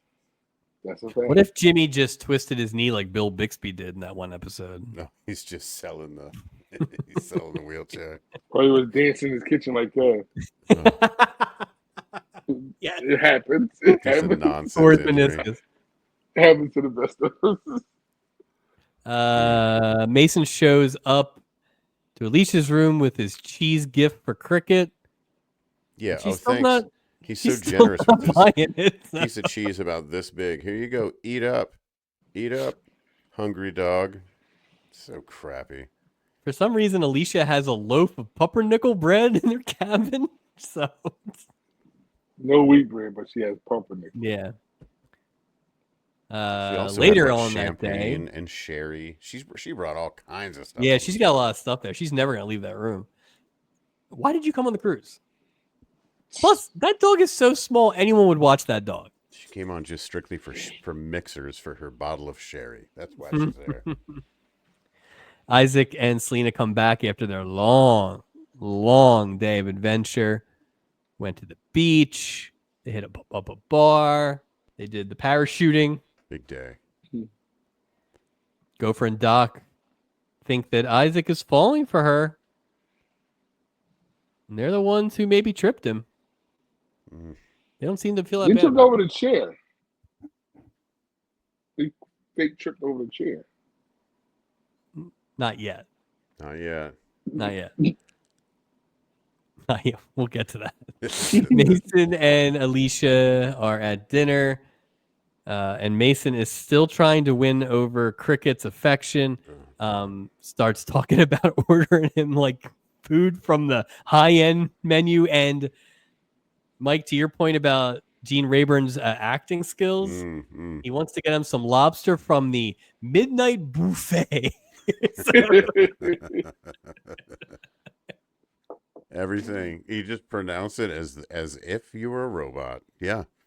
Yeah. He really leaned into buffet. Houseman. He was the original AI. Just something's not right. This guy's straight up robot. Alan and Suzanne are making goo eyes over each other's drinks. They're like doing the cheers move where I don't care. Doesn't even matter. Isaac and Selena are talking about another big night of dancing. And Isaac has what is probably the stupidest looking fall in the history of television. It was really bad. It's worse than Gopher's falling over the suitcase last week twice. It was really bad. Ted Lang's like, I'll go down, but like I'm not really going down. I'm just gonna like. Well, I wonder if Selena was like, "Oh, I did it again." You know what I mean? Right when she fell, she's like, "Oops, another one." It's that skydiving all over again. The same thing happened before. So Doc and Gopher come over and like they realize it's not really a big deal, so they're kind of making jokes. Will he live? Will he walk again? Things like that. Well, obviously this is a sensitive issue for her, but we didn't know it at the time. Nobody knows. So she runs out of there. She's done. Yep. Isaac thinks this is a great time to shoot a shot with Selena. So yeah, good job. Good job, Ted. She's sobbing. No better woman to schmooze over than this one that's crying. Let me wipe the tears off your face. Isaac tells Selena that they probably did too much today and that she should go get some rest and they'll talk tomorrow.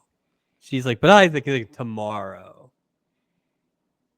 Which, okay, smart. We all love procrastination, but Isaac, it ain't going to be any better tomorrow, bub. Like, no. And you might have saved yourself some flour money. Yeah. Yeah. And we go to commercial on that. We are just firing through these last couple acts. Act 4, Mason says the cruise is almost over, which is the best thing I've heard him say the entire show. He didn't have a problem delivering that with emotion. He was ready to get off the boat too. They are headed to Alicia's cabin for some business. Yeah. But, Cricket's not down with that. Alicia goes to slip into something. She wants to get out because she's starving. Alicia goes to slip into something more comfortable. And then Gene Rayburn takes his jacket off and he throws it on top of Cricket, which is like, come on, man. Like, that's a bad start. That's not how you Actually, win. he hit his knee on the table, which woke Cricket up. Right. Why would he open the cabin door? Hold on. To put the do not disturb sign. We're building to that. Ugh. So yeah. So there's a bunch of like Cricket's not thrilled, but whatever. But Gene Rayburn's like, all right, dog. Well, you know what? This dog's getting a bone. Let me put on this do not disturb sign on the door. Cow. And let me take, I don't know, big wide open door. Take about 10 seconds to get that thing on there. Well, it's a thick sign. It's a thick sign. You can't just sneak that over and close it real quick. Yeah, it was before the newer ones with the opening slit. That's right. You had to actually get it around a knob. You needed an elevated sense of dexterity to make this thing. This guy's got a dog. He knows that he should have gone outside. He's so stupid. Kept the door the door open. wasn't wide enough for King to get out of it. It was only wide enough for. Well, maybe King's just more behaved, I guess. Yeah, but who's going to disturb her? She already told the maid not to show up ever. Just close the door and lock the door. He just long story short, shockingly, Cricket has gotten out, and the chase is on. Oh no, your dog has escaped. And the mom is ass naked with a robe on, and he has on a half a suit. So this is an interesting chase. Yeah. Alan walks Suzanne back to her room, and then she invites him in. So at least somebody's getting wrap that. So now he's in his drawers. Now he's in his drawers. Alicia and Mason are chasing Cricket through the hallway, and then Isaac runs into Doc and Gopher, and he's all giddy about Selena. He basically says Jimmy is out and I am in. Yeah, Jimmy who? Yep, and it's how you play the game. That's right. That's how you do it. Isaac is what some would call overconfident, considering he has not gotten an actual answer. So, like, let's recap. Now, he did get a kiss from her, which is wrong on Debbie Allen's part. Sure, but the last interactions he's had with her were he fell down, she freaked out, cried, cried some more, told you that something, but you blew her off. Then she kissed you once and left. But she said he was beautiful. That's true. He just, to me, just let sleeping dogs lie. Like, just leave it alone, dude. You know, just walk away. Speaking of walking away, Isaac walks away, but Alicia and Mason pass him, and then they ask Gopher, "Have you seen my dog?" Gopher's like, "I have not." What? So Gopher has a pretty funny bit here. Where he's talking to himself and he's like, I don't know why I bring a dog. Why would you bring a dog on the thing? It's very clear. But then he realizes that he's going to get in trouble because of stewing. And so he starts to help the chase. Oh, so this is when the other crew get into their storyline. Action. Yeah, they got into their storyline right there. Yeah. I don't understand why they would. I'm sorry. I got ahead of myself. I apologize. Yep. So now Julie and Stewing are walking down the hallway. Trying to make that whole Alan and Suzanne thing make sense. And then there's Cricket. Julie catches on pretty quick, which is great because Julie just immediately starts lying to Stubing, basically. She doesn't even know there's a dog on the thing. But then Stubing realizes it, and then the whole crew comes by. And so now there's like 19 people chasing this dog. Mm-hmm. Down the hallways, Benny Hill style. Just finally, we start heading towards the pool. Man, I was shocked at the way this ended. I can't believe that the dog was running towards the pool, and Gene Rayburn, the funniest person to end up in the pool, ended up in the pool. Wow. Was he in the pool? Because what I saw was we're distinctly different camera shots. One was from behind whoever was in the pool, not named Gene Rayburn. You could tell because you can't throw a robot in the pool; it will get electrocuted. He's handing the dog up. I was like, "That's not Gene Rayburn. There's no way." But I think he jumped in. I do think he jumped in. Maybe like that was a straight-on shot, and he jumped feet first. You're right about the other stuff. He's like Rayburn does his own stunts. Back off. Show me the pool. Count me off. How funny would be his Cricket, instead of going to the pool, jumped off the side of the ship. You know what I mean? Just to see Rayburn go off Tarzan style. I mean, they found that dog quicker than they found Pepito. Pepito's still missing. So, long story short, Gene Rayburn has dove in the pool and captured Cricket, and all is well. Yeah. I mean, it's not so brave considering the pool's like 3 feet deep. Yeah, he's There's lucky no he didn't reason to like dive into it. You like just a walk hot into tub, it. actually. Yeah. Like there's no. They play like that volleyball in it. There's no. It's not a deep pool. I've accidentally stepped in like larger bodies of water, like after a good rain. It's nothing. They should have pool netted them out. With the skimmer. The skimmer. Yeah, that makes way more sense.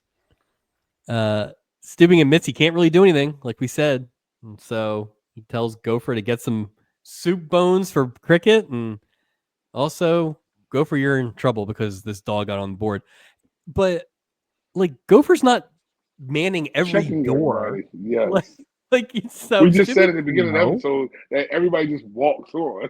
Yeah. Right. Yeah, exactly. Sneaking on. Yeah. Mason and Alicia are smooching some more. And again, as we said earlier, Gene Rayburn is like in a robe. He's got a lot of chest showing. Moaning, too. It's so weird. Like maybe go back to your room and get dressed and then come by? Or something. Yeah.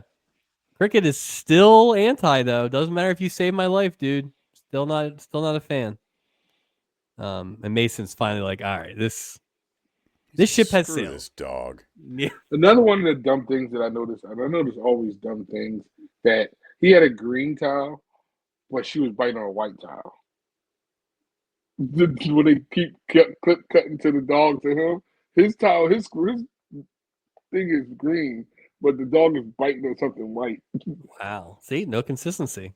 We haven't had continuity in a while, but yeah, that's just weird stuff. Suzanne tells Julie that she's totally in love with Alan. And Julie has to explain Steubing's plan. What? So here's what I gathered based on Julie's explanation. Steubing saw that Suzanne was suspicious of Alan.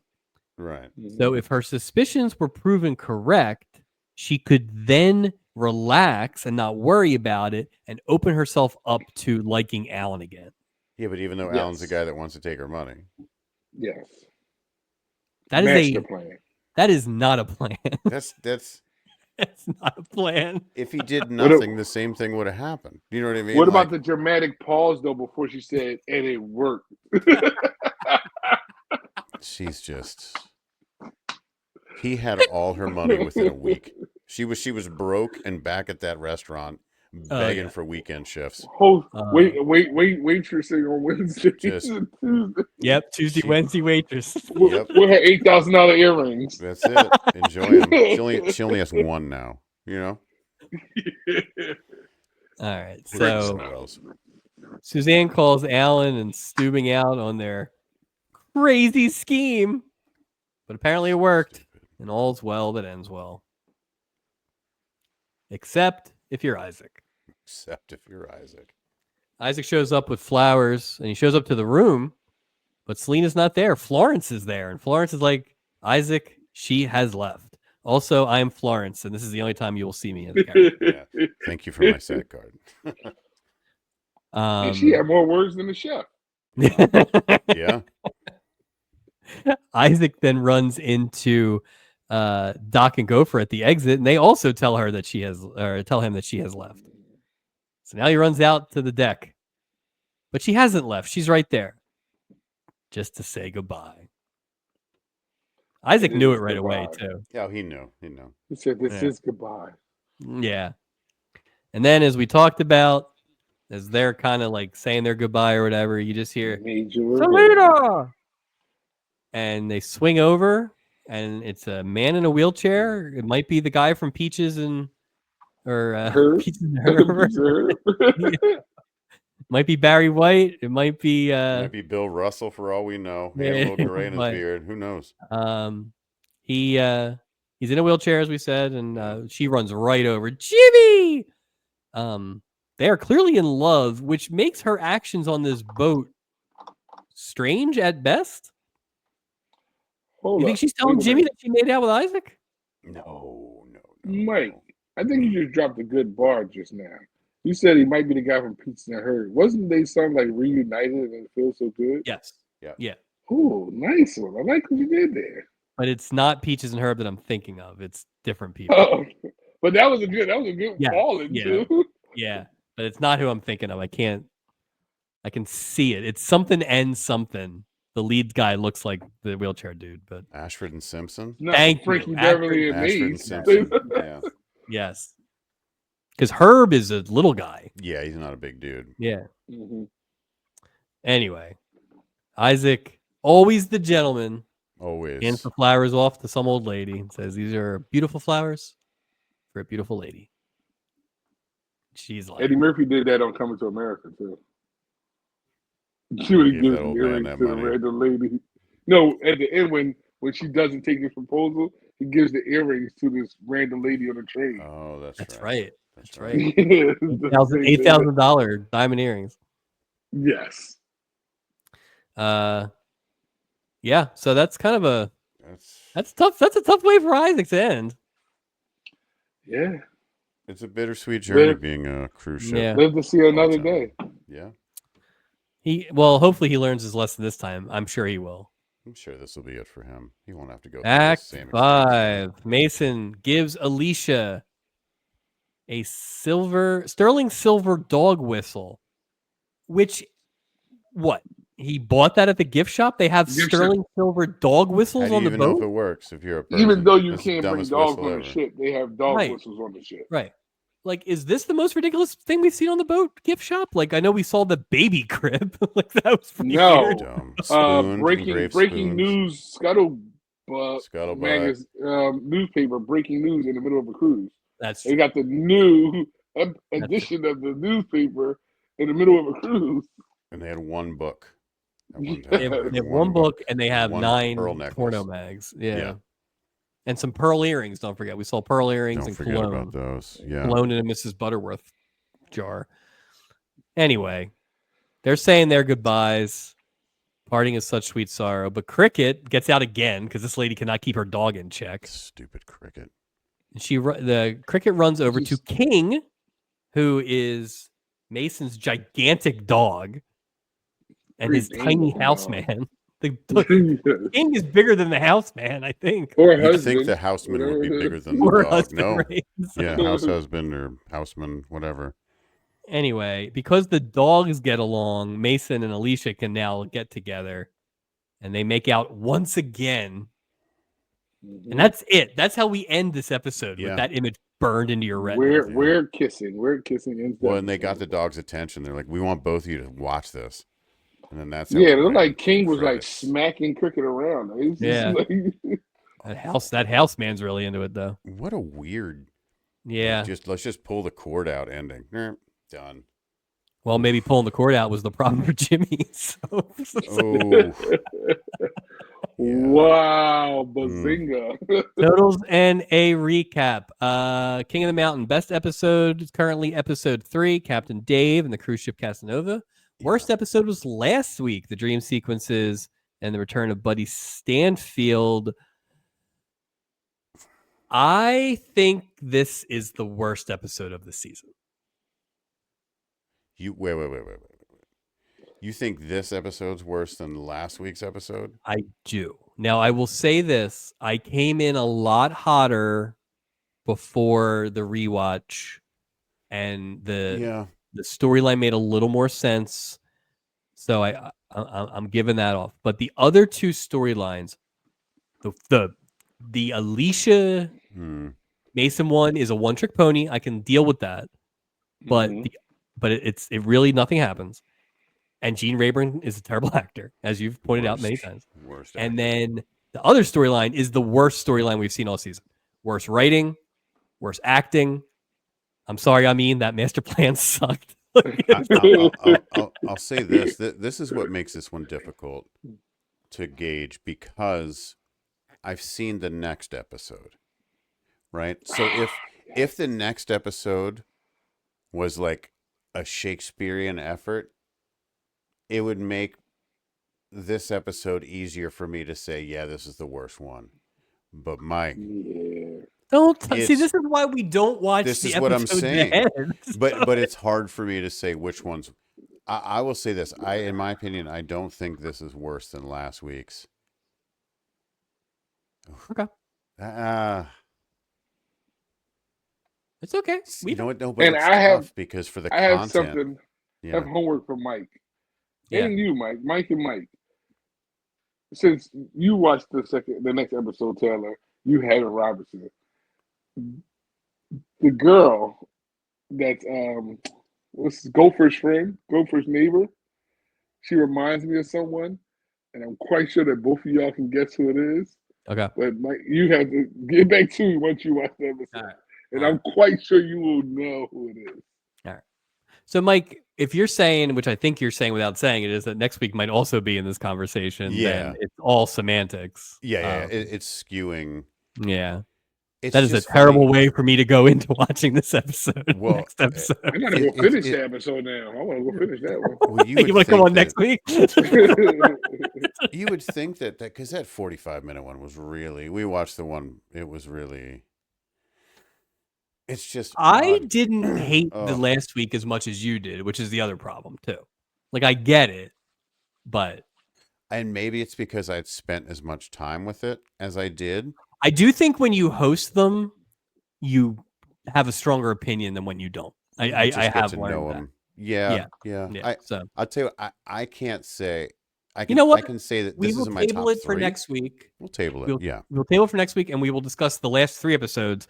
But the fact that we have to discuss those in a row, that's not a good sign. That's a bad. How many episodes in the season? Like 24, 25 this season. Yeah. So they must be building up for a good season finale. No, that's what we said last year too. 21, 2, and 3 are like that's what we said. Or they're building down like they did last year. Yeah. Well, here's my concern. Last year's best episode was episode 5. This year's best episode is episode 3. So they're going the wrong way. They start at the beginning and have a banger. We're trending in the wrong direction. Yeah. They coast the rest of the season. Wow. All right. Best performance of the week. Captain of the week. Mike, who was the best this week? I was a big fan of Gopher this week. I love what he was doing in the background. I love the whole throwing bev naps at people, the making of the grasshopper. My favorite, though, is when he was talking like a lawyer to Doc in that one scene. When he was talking about the business plan? Yeah. He's talking like how lawyers talked. I just thought he was great. And maybe it's he was so much better this episode than last episode. Yeah. Always a reaction. This is the Gopher that I'm comfortable with. So I went with Gopher. You? Ameen, best of the week? Going with the cat. Stoops. I'm going with Stoops. You're going with Stewing? Stoops. Master plan. I'm going to look for him in the Oscars. I tell you where you don't look for the Stubbies. He's not winning that. Best plan of the season will not be that one. I'm going with the captain. I am going with Isaac. We say it a lot. Whenever they give him something to do, he's always good at it. And it's like he's singing, he's dancing, he's doing comedy, he's doing romance, he's doing like all this stuff. And then next week, or another, since you guys have seen it, in a different episode, he won't do anything. Yeah, he won't do anything. So, but he actually does nothing in that episode. Actually, there you go. Worst of the week. Gopher episode. I mean, I think I kind of made it pretty obvious throughout the episode what I thought of Gene Rayburn's acting. The robot. I would say walk the plank, Gene Rayburn. Just insert funny sound effect of Gene Rayburn, a robot walking the plank. No, he's terrible. He's terrible. I would be surprised if a robot can't go in the pool is not the title of the episode you're listening to right now. I mean, funny. Worst of the week? Cricket. I'm not a fan of a cock blocker. She's not. There you go. Not a fan of she's a hater. Me, man. She's a hater. I have Alan and Susanna and Stubing's plan. That's worst of the week. So. Yeah.